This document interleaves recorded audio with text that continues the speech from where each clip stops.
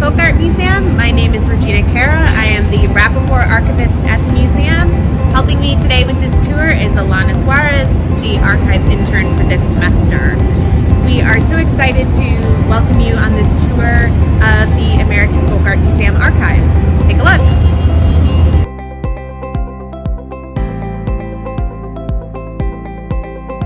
Since 1961, the American Folk Art Museum, or AFAM for short, has been a leading institution shaping the understanding of art by the self-taught through its exhibitions, publications, and educational programs.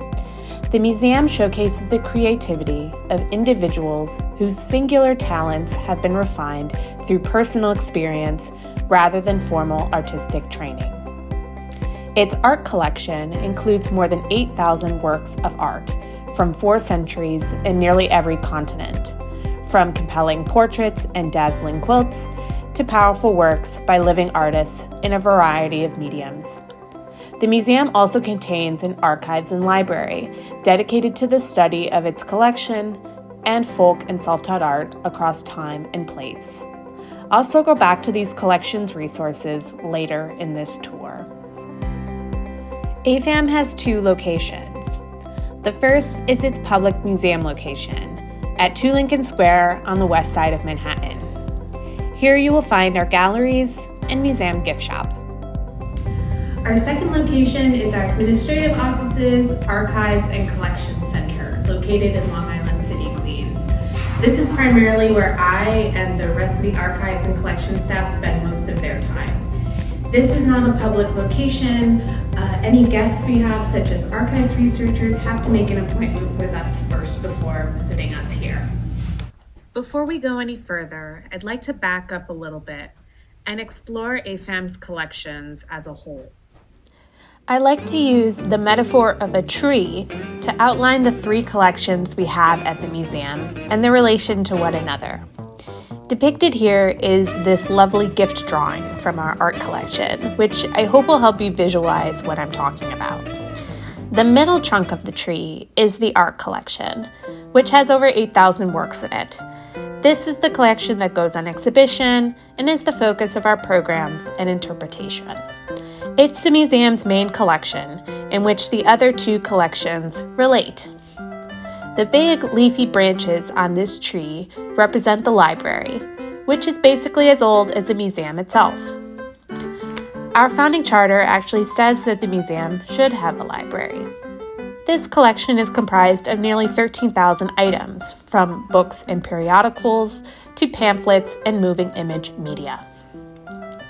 The tiny branches of this tree represent the archives, which compared to its sister collections is by far the baby in the family. The museum has always maintained records and for a long time collected archival collections. These, however, lived in a somewhat ambiguous place between institutional record storage, the education collection, and something called, quote, library reference. It wasn't until 2014, when the museum hired its first archivist, that these records came together, administratively speaking, under the umbrella of the AFAM archives.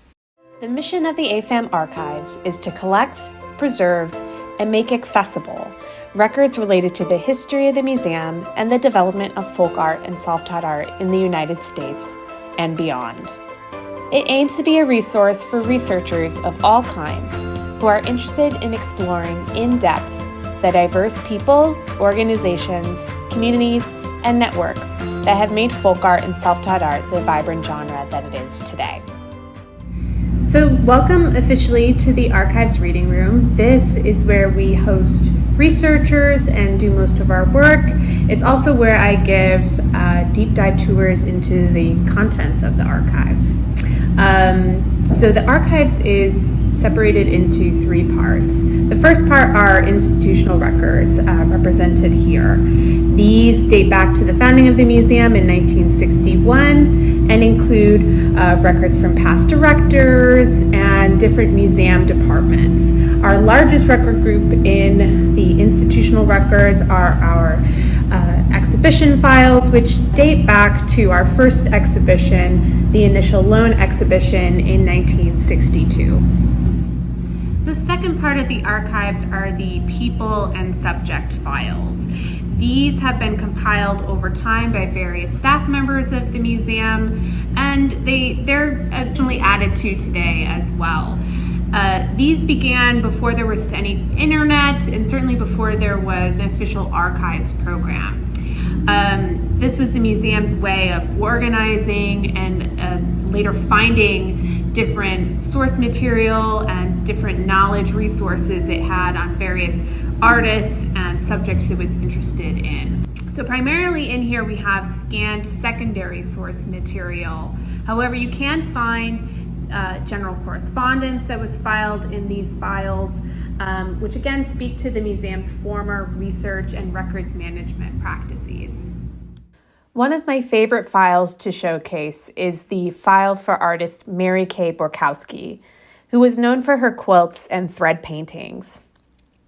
In this file, you can find a hidden gem, this pamphlet that Borkowski created called Pets of My Life, which includes photos and tributes to the various animals that the artist cared for in her life.